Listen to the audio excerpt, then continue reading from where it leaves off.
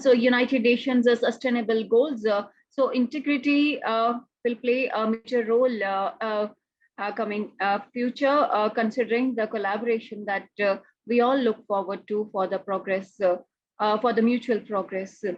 So thank you so much for joining us for this session this evening.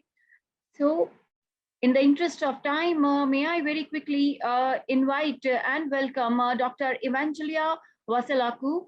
She's international speaker from Greece. Are you there, please? Hello. Yes. Hello.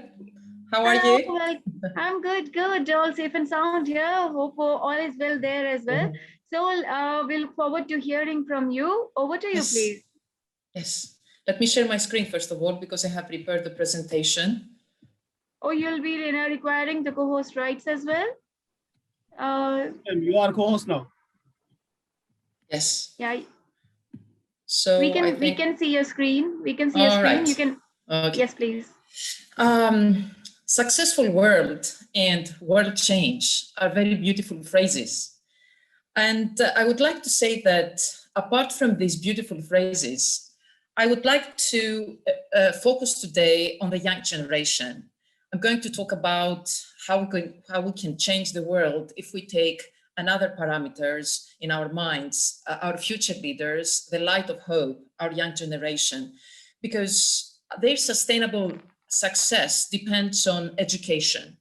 And education shapes perspectives, and education creates a new era of hopes and new ideologies. So I would like to foreground education today in order to protect their values, to make them get rid of prejudices, to develop critical thinking, to understand that nothing happens in a vacuum in today's world, and develop reasonable criticism.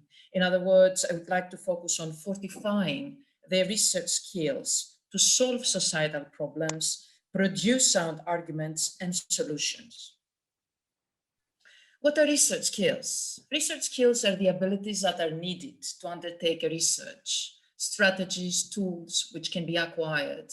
It covers problem solving, critical thinking, analysis, and dissemination of knowledge. More emphasis, of course, on research is given at university, but this doesn't mean that the young generation, young people, should not be introduced into research skills at a young age. Postgraduate and graduate students have to acquire these skills before they carry out research for thesis or dissertations. But in the microcosm of the young people, as well in their classes, I think that research skills are of the utmost importance, and they should begin at elementary school according to research. Why are they important? They are important because they meet the challenges of today's world and they achieve market readiness. If we hypothesize that the students have research experience at various levels before going to the university level, they can acquire the skills of observation, manipulation, coordination. They can internalize research attitude and the habit of inquiring and challenging, using their problem-solving skills, all the features that a good researcher should have in order to conduct research, the methods, the materials that are used there, the collection of the data, observations, and then the dissemination of the findings. So research skills, very briefly, diagrammatically speaking, consist of critical thinking, problem-solving, analysis, and dissemination.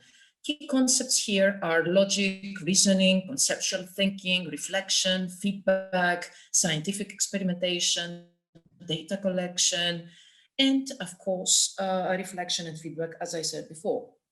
Some examples of conceptual skills are the analytical skills, the cognitive skills, contextualizing, creative thinking, critical thinking, decision-making, action planning, and innovation. And if we really think about these skills, we understand that this is the portrait of a leader. And we need leaders in order to help the world get rid of all these chaotic situations and egotistical, let's say, perspectives and many inequalities that exist nowadays. How we can strengthen research skills? By formulating questions, observing, selecting the best information, planning, collecting data.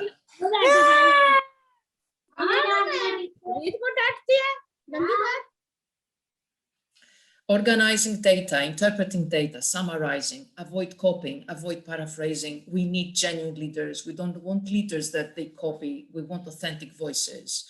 Present research findings, practice, close reading skills, read a lot, get educated a lot in order to guide people that are under their help and their advice. Some stimulatory activities, they can be done via educational technology.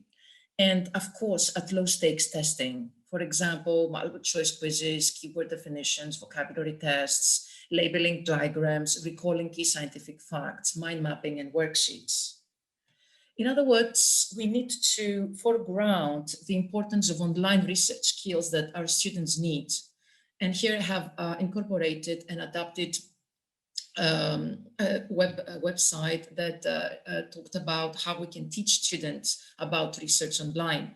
Important notions are to check the sources, to teach them how they can check the sources, because by putting everything under the prism of skepticism, this means that they can make better decisions and they can think of what is happening around the world and be in a position to judge correctly and fairly the accuracy, the validity, the appropriateness of whatever it happens, the importance of the social and cultural context, and any kind of data crystallization. So students need to be fully aware of their sources. They need to understand how they should ask questions to refine their research queries in order to get better research results. For example, educators can give small groups terms, key terms to deal with. That could be anything. It could be key concepts in terms of unemployment, key concepts in terms of history, anything, and teach them that how specificity can narrow their search to the results they need, how to compare the results and discuss that these few words can change and they can generate different information. Criteria now, we should provide them with criteria evaluation of online sources, the websites, whatever they read every day, the currency, if the information is up to date, the security, if this personal information is okay, or if there is a prompt for virus warnings, if the information is in depth, if the information comes from a trusted expert. The Wikipedia, for example, we can teach them how to evaluate this multilingual online encyclopedia because it is a crowdsourced information and it is one of the most popular websites. It is crowdsourced because it is compiled by many volunteer contributors. So in the same way, our society consists of many different voices and many different perspectives. So we give them the chance to understand how the world functions and how the world works in order to be able to lead the world. This is the section task from the Wikipedia. I chose employment as a topic here. So this is a section where students can actually improve it. It's not a forum, but it has all the criteria where they can start searching and they can edit the information. So they can look at the various informations, the various citations that have been here, the references, and they can evaluate the credibility of the cited information and all the external links. As you can see, there are 125 so far. They can start editing. So they improve their critical thinking skills, and in that way, they improve the way they view the world. They need to understand how to go beyond the surface, to gain a broad perspective in order to be fair and not to get stuck into inequalities, and find solutions about how to create true facts and how to focus on truisms. And that's why it is important to teach them the fact trees or anything that can be under the notion of mind mapping. All the important things that are happening around the world to be observed, and every single fact that they see to come as a separate documented source. They can also, educators can also help them with their close reading skills. We can design questions like this one, short ones, but to the point, interactive ones, and foreground research, questions like if the newspaper reports of research can be misleading, questions about academic readers, questions about contradictory results, because there is a lot of controversy nowadays world. So we need to teach them how they should corroborate results or they should doubt results. This is just a screenshot from interactive activities. They can also sharpen their observation skills to give them academic texts and talk about dogmatism, authorial stances, academic vocabulary, noun phrases, paraphrasing, how to paraphrase and how to make an emotional appeal as leaders to their people they help, to the world, the holistic world. Citations, reporting verbs, numerical evidences, all these are examples that can be retrieved from journal articles. We should teach them that it should be a research attitude and depth of character in research challenges. If they can't find the answers, they shouldn't give up, because a leader never gives up. A leader goes on and keeps inspiring. So the notion of a well-researched answer can help them understand that there is no end in that, to use a variety of sources, to give the people a variety of alternatives in order to fight any kind of inequality, any kind of chaotic situation that may exist. It's this idea of using a variety of resources, to go to school libraries, to use the national libraries, electronic databases, search engines, multimedia, YouTube videos, anything that can sharpen their analytic thinking and make them form good judgments. To respect ownership, to avoid copying. So here educators can use scaffolding apps. For example, Quillbot, it's the best paraphrasing tool. The Quillbot activity, it can draw upon the ERIC databases, and then we can ask them we can give them extracts and ask them to paraphrase in many alternative ways, so that they can be flexible leaders. They can understand that there is no only one option that we can help and save the world. They shouldn't be rigid as leaders. They should consider all options and be flexible and kind-hearted in order to be loved and not feared. This is another screenshot from Quillbot. This is how we can teach and train in a modern way our young generation, the Generation Z, in order to help our world become sustainable. These are very powerful screenshots and very powerful applications. I have been using them throughout college students and university students, and believe me, they have a different mindset.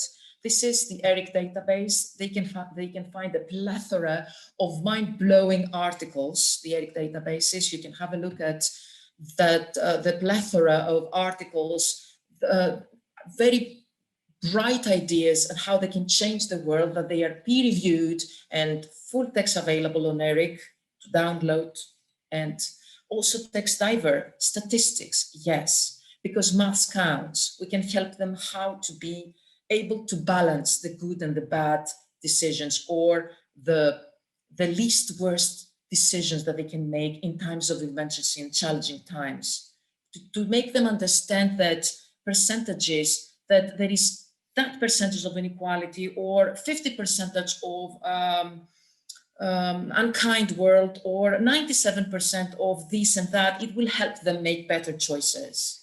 So towards the end of my presentation, I would like to say that apart from empowering them with all these research applications and mindset, it's important to make them understand what the reflection and feedback is, because a good leader always sits back and at the end of the day asks him or herself, what did I do correctly today and how could I do it better? How I can minimize all the limitations of my actions today, how I can practice in a better way. And of course, students need to understand how to present information, how to make this appeal to their audience. And this can be done through PowerPoint presentations. And my concluding comment is that research skills are very important, because research is creating new knowledge, new ideologies, new power, and this is extremely important for our young generation. Thank you very much for listening to me. This is my source. In case students want to read further, thank you very much. Thank you so much. Thank you so much indeed. I personally am very impressed with all the wonderful insights presented by you, especially this text diver.